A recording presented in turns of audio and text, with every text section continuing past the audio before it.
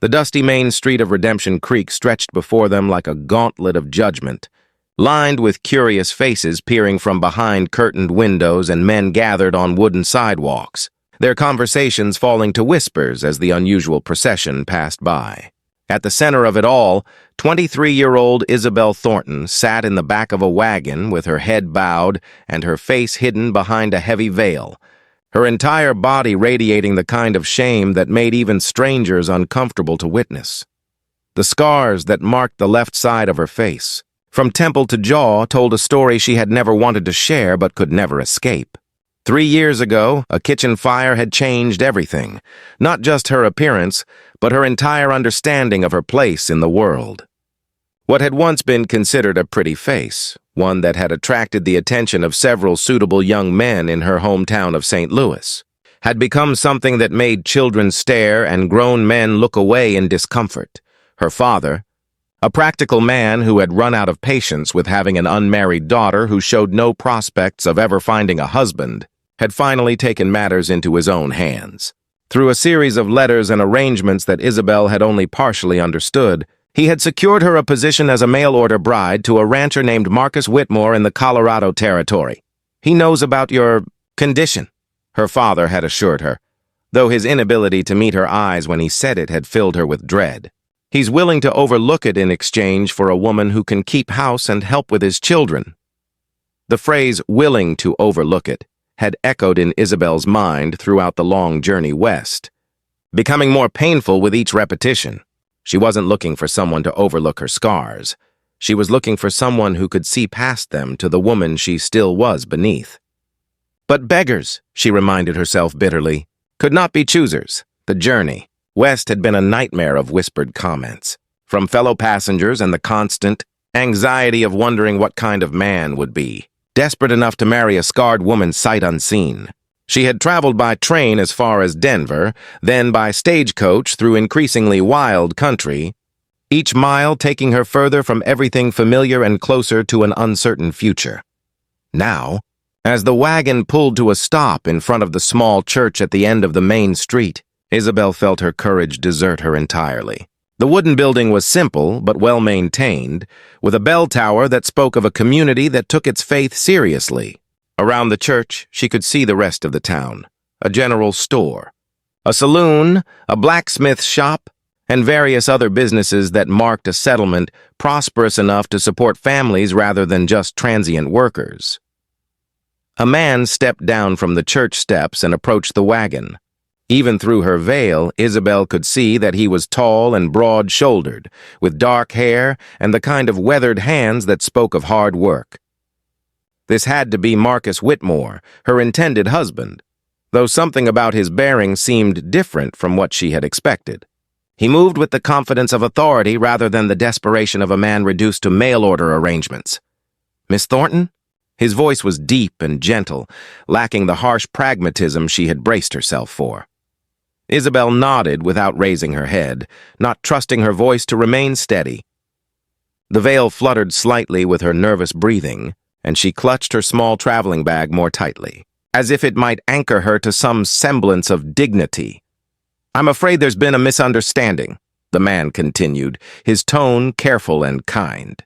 "I'm not Marcus Whitmore. My name is Daniel McKenna, and I'm the sheriff here in Redemption Creek." Confusion joined the shame that was already overwhelming Isabel's composure.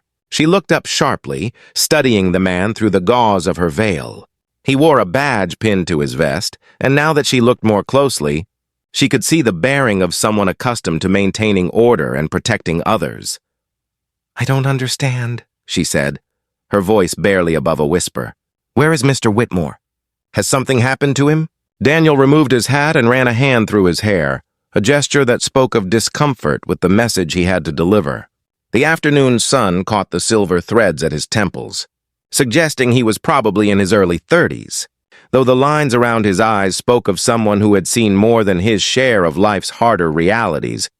"Mr. Whitmore received word yesterday about the scars you mentioned in your letter. He decided that the arrangement wouldn't suit his needs after all. He left town this morning, asked me to convey his regrets, and to arrange for your return journey." The words hit Isabel like physical blows. each one landing with the force of a rejection she had feared but hoped to avoid. Even a man who had agreed to marry her sight unseen, who had supposedly been prepared for her disfigurement, had changed his mind when faced with the reality of what his life would be like married to a damaged woman.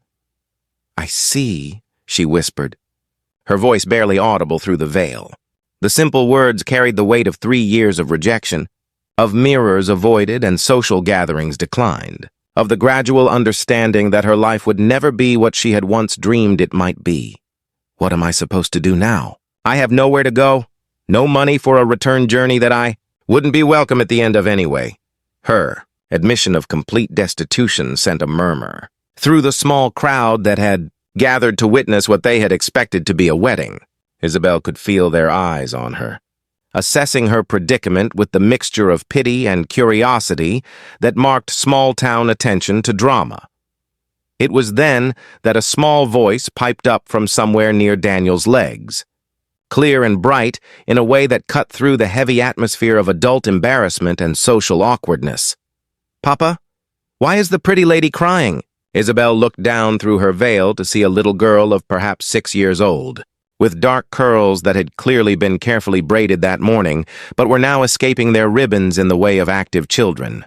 She had bright blue eyes that sparkled with curiosity rather than judgment, and she was looking at Isabel with the kind of direct interest that only children possessed, clearly trying to understand why all the grown-ups seemed so sad and uncomfortable. "Sophie, sweetheart, go back inside the church," Daniel said gently, his voice taking on the patient tone of a father accustomed to managing an inquisitive child in public situations. "The adults need to talk about some complicated things." "But Papa, she's crying behind that white cloth, and crying ladies need comfort. Mama always said so before she went to heaven." Sophie stepped closer to the wagon, completely unafraid of the stranger whose face she couldn't even see.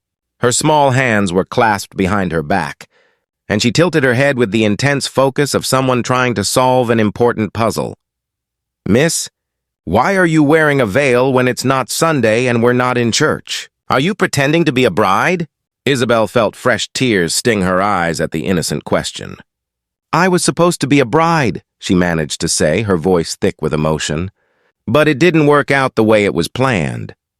Sophie considered this information with the seriousness of someone for whom adult problems were puzzles to be solved through logic and kindness. She had clearly inherited her father's thoughtful nature, but where adult consideration was often tempered by social conventions and practical concerns, hers was pure and direct. "Well, if you were supposed to be a bride but it didn't work out, that just means God has different plans," she announced with the absolute certainty that only children could muster. "Maybe you're supposed to be our bride instead. Papa needs a wife, and I need a mama, and you need to be somebody's bride. It all makes perfect sense when you think about it properly." "Sophie," Daniel said, his voice carrying a warning note that suggested this was not the first time his daughter had proposed practical solutions to complex adult problems. But Sophie was undeterred by adult embarrassment or social conventions. She had identified a problem and was determined to solve it with the straightforward logic that had served her well in her 6 years of life. "Papa, you always say that when something feels right in our hearts, we should trust what God is telling us through those feelings. And my heart says Miss Bride Lady is supposed to be part of our family. She needs us, and we need her.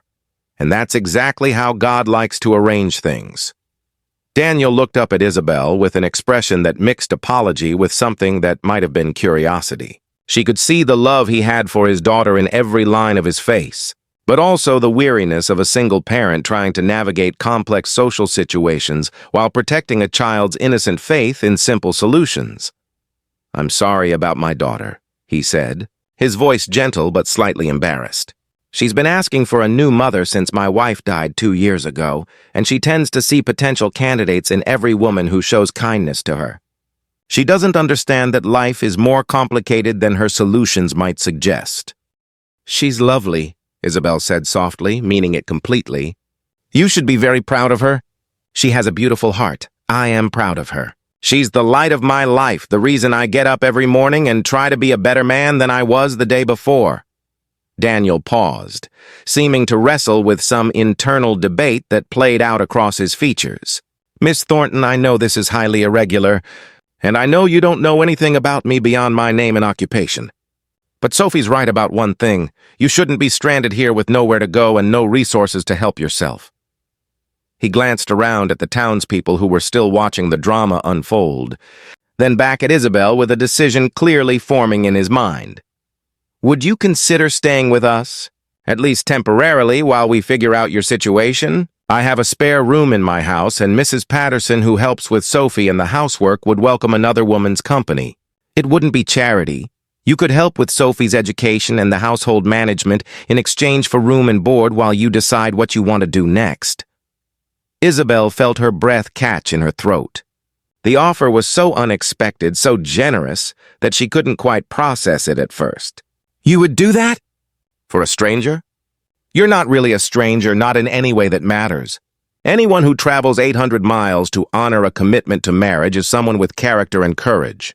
And anyone who speaks gently to a lonely little girl despite her own troubles is someone I'd like to know better." The simple words, spoken without any apparent calculation or hidden motive, hit Isabel with surprising force. When was the last time someone had described her as having character and courage? When was the last time anyone had expressed interest in knowing her better rather than simply tolerating her presence? It was then that Sophie did something that changed the trajectory of all their lives. She reached up and took hold of Isabel's veil with her small hands, her touch gentle but determined. "Can I see your face, Miss Bride Lady? I want to see what you really look like. Papa always says that people's faces tell stories about who they are inside, and I want to read your story." "Sophie." "No," Daniel said quickly, reaching to stop his daughter. But Isabel raised a hand to prevent his intervention. "It's all right," she said quietly, though her voice shook with the effort of the words.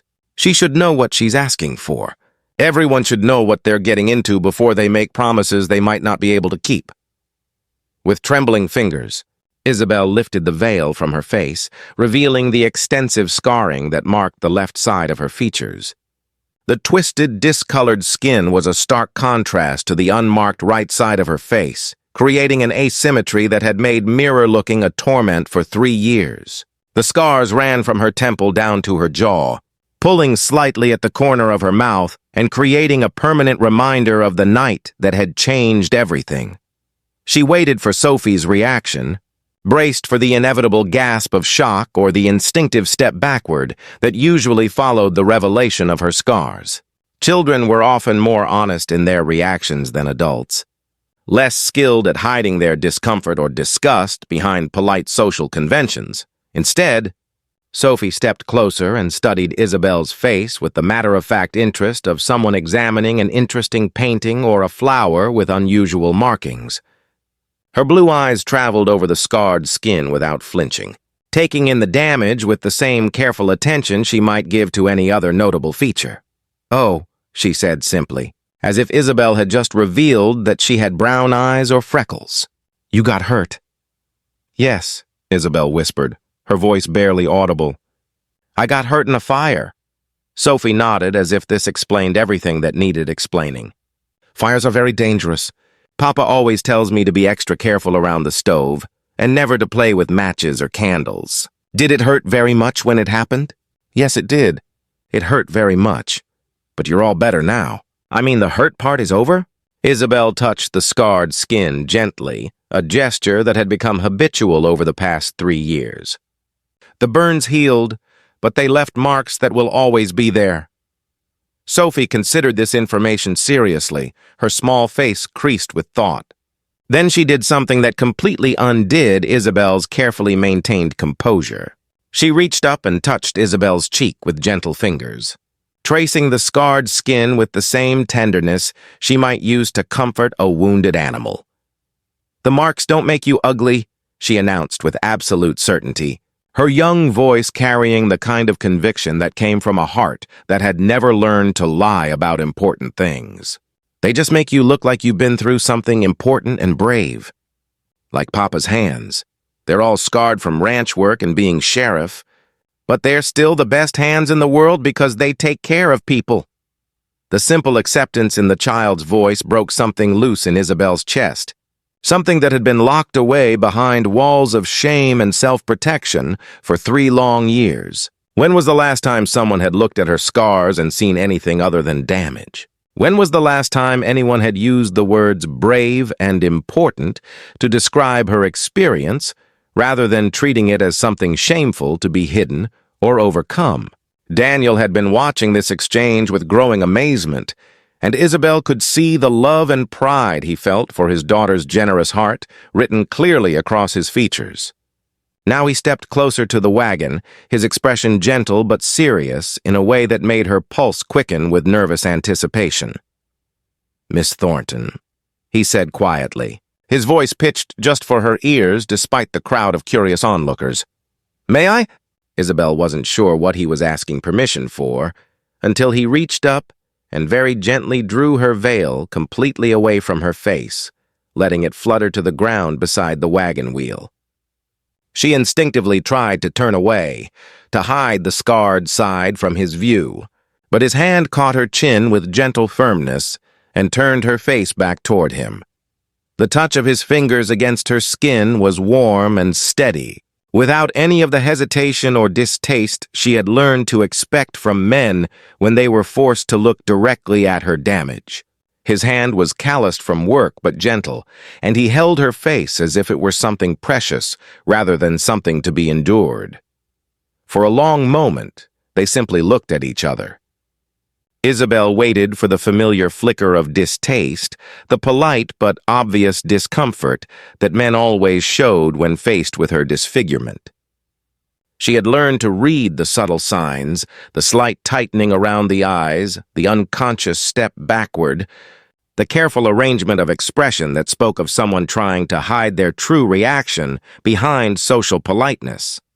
Instead, Daniel's eyes traveled over her face, both sides, scarred and unmarked alike, with the kind of careful attention usually reserved for something precious and worth studying. His gaze was neither clinical nor pitying, but something else entirely, something that made her feel seen in a way she hadn't experienced since before the fire changed everything. "You're beautiful," he said simply, his voice carrying the weight of absolute conviction. The words were so unexpected, so contrary to everything she had been told and believed about herself for 3 years, that Isabel was sure she had misheard him. "I beg your pardon?" "You're beautiful," Daniel repeated, his voice steady and sure, his eyes never leaving her face. "The scars don't change that. If anything, they make you more beautiful, because they're evidence of what you've survived, proof of the strength it took to keep going when everything seemed hopeless." Isabel felt tears spill over, but for the first time in years, they weren't tears of shame or self-pity. They were tears of something that felt almost like relief. The emotional release that comes when someone finally sees you the way you've been desperately hoping to be seen. "You don't have to say that," she whispered, her voice thick with emotion. "I know what I look like. I've lived with these scars for 3 years. Do you? Do you really know what you look like?" Daniel's thumb gently wiped away her tears, his touch tender and sure. "Because I don't think you do. I think you've been looking in mirrors that only show you what you've lost, instead of what remains. I think you've been listening to voices that only know how to measure worth by conventional standards of perfection." His words were spoken with such gentle conviction that they seemed to bypass all of Isabel's carefully constructed defenses against hope and disappointment. "When I look at you," Daniel continued, his voice soft but clear enough for Sophie and the nearest townspeople to hear, "I see someone who was brave enough to walk through fire to try to save someone else. I see someone who survived something that would have broken many people, and who came through it with enough courage left to travel across the country to start over. I see someone whose first instinct is to be gentle with a curious child even when she's dealing with her own heartbreak." Sophie, who had been listening to this exchange with the rapt attention of someone witnessing something important and magical, suddenly clapped her hands together with delight. "See, Papa? I told you she was supposed to be our bride. God sent her here just for us, just like I've been praying for every single night." Daniel looked down at his daughter. whose face was shining with the satisfaction of someone whose prayers were being answered in exactly the way she had known they would be. Then back at Isabel. "Sophie might be onto something," he said, his voice carrying a mixture of wonder and determination that made Isabel's heart race with possibilities she had stopped allowing herself to imagine. "Miss Thornton, Isabel, I know this is completely irregular, and I know you came here expecting to marry someone else entirely. But what if Sophie's right? What if this is exactly where you're supposed to be?" Isabel felt her world tilting on its axis, all the careful plans and resigned acceptance of limitations suddenly giving way to something that felt dangerously like hope. "Are you asking what I think you're asking? I'm asking if you'd consider staying in Redemption Creek permanently, as my wife and Sophie's mother. Not because I need a housekeeper or because Sophie needs someone to braid her hair, though those things would be wonderful too. I'm asking because I think we could build something real together. Something based on mutual respect and genuine affection, rather than mere convenience or desperation." "You barely know me," Isabel protested, though her voice lacked conviction even as she spoke the words. "I know enough," Daniel said, echoing the certainty in his daughter's voice. "I know you're brave enough to travel 800 miles to honor a commitment to a stranger. I know you're kind to children and gentle with people who are hurting. I know you've survived something terrible and come through it with your capacity for love intact." He paused, his eyes searching her face, as if he could read her thoughts in her expression.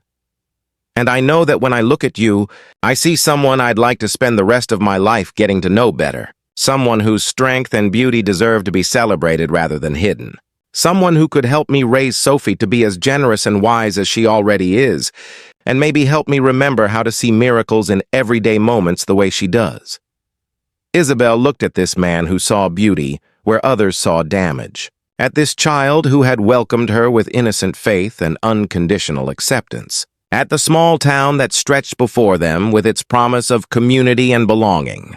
She thought about the life she had left behind in St. Louis, where she had been treated as a burden and a disappointment, and compared it to what was being offered here. Not just shelter and security, but genuine appreciation for who she was rather than regret for what she wasn't. "Yes," she whispered, then found her voice and spoke more clearly, her words carrying across the gathered crowd. "Yes, I'll stay." Sophie's cheer could probably be heard 3 blocks away, and even some of the townspeople who had been watching from a respectful distance began to applaud. The sound of their approval washed over Isabel like a benediction. The first time in years that she had been the center of attention for joyful rather than pitying reasons. The wedding took place 3 weeks later, time enough for the banns to be properly posted and for Isabel to become acquainted with the community that would become her new home. She discovered that Redemption Creek was exactly the kind of place she had always dreamed of living, small enough for everyone to know their neighbors, but large enough to support a school, a library, and the kind of social organizations that marked a community committed to growth and improvement. The ceremony was held in the same church where Isabel had first met her unexpected family, decorated with wildflowers that Sophie and the other children in town had gathered with enthusiastic dedication. Isabel wore a simple blue dress that Mrs. Patterson had helped her alter, and flowers in her hair that Sophie had chosen with the serious concentration of someone making decisions of cosmic importance. Most importantly, she wore no veil. As she walked down the aisle toward Daniel, who was waiting at the altar with eyes that saw only her beauty and worth, Isabel marveled at how completely her life had been transformed. She had come to Redemption Creek expecting shame and settling for survival. Instead, she had found love and acceptance and the kind of belonging she had never dared to hope for. When Daniel lifted her chin and kissed her to seal their union, she finally understood what Sophie had seen so clearly from the beginning. Sometimes the most beautiful love stories begin with the courage to remove the veils we hide behind and trust that we are worthy of being loved exactly as we are, scars and all. The reception that followed was a community celebration, with tables set up in the churchyard and food contributed by every family in town. Isabel found herself the center of attention in the best possible way, welcomed into conversations and included in planning for future community events as if she had always belonged there. As the evening wore on and the dancing began, Daniel took her hand and led her onto the makeshift dance floor that had been cleared in the grass beside the church. "Are you happy?" he asked as they moved together to the music provided by the town's small but enthusiastic band. Isabel looked around at the faces surrounding them. Sophie dancing with wild abandon nearby, Mrs. Patterson organizing the cleanup with military efficiency, the townspeople who had welcomed her so completely into their midst. "I'm exactly where I'm supposed to be," she said with quiet certainty. "Even though this isn't the life you planned when you left St. Louis?" Isabel reached up and touched the scars on her face, feeling them not as marks of shame but as the pathway that had led her to this moment, to this man, to this family and community that valued her for exactly who she was. "Especially because this isn't the life I planned," she said firmly. "I thought I was traveling toward survival and settlement, but I was actually traveling toward home." Years later, as Isabel sat on the front porch of their expanded home, watching Daniel teach their 3 children, Sophie and the twin boys who had followed, how to properly care for their horses, she would touch the scars on her face with gratitude rather than shame. They were, as Daniel had said from the beginning, evidence of what she had survived. But more than that, they were the reason she had ended up in exactly the right place, with exactly the right people, at exactly the right time to discover that true beauty has nothing to do with perfection and everything to do with the courage to be genuinely, authentically yourself. Sophie, now 12 years old and even wiser than she had been at 6, often told the story to her younger brothers about how God had answered their prayers by sending exactly the right mama at exactly the right time. She would always end the story the same way. And that's why you should never judge people by what they look like on the outside, because sometimes the most beautiful people are the ones who've been through the most beautiful battles. It was a lesson that all 3 children carried with them as they grew up in a household where love was measured not by appearance or convenience, but by the depth of commitment to seeing and celebrating the best in each other, scars and all. If this story of finding beauty in brokenness and love beyond appearances touched your heart and reminded you that our scars often lead us to exactly where we belong, please share it with someone who needs to remember that they are beautiful exactly as they are. Your support helps us continue creating stories that celebrate the profound truth that the right people will see our wounds as evidence of our strength and our imperfections as proof of our humanity. Subscribe for more tales that remind us all that love sees beyond surface damage to the beauty that resides in every human heart. Thank you for being part of our storytelling family.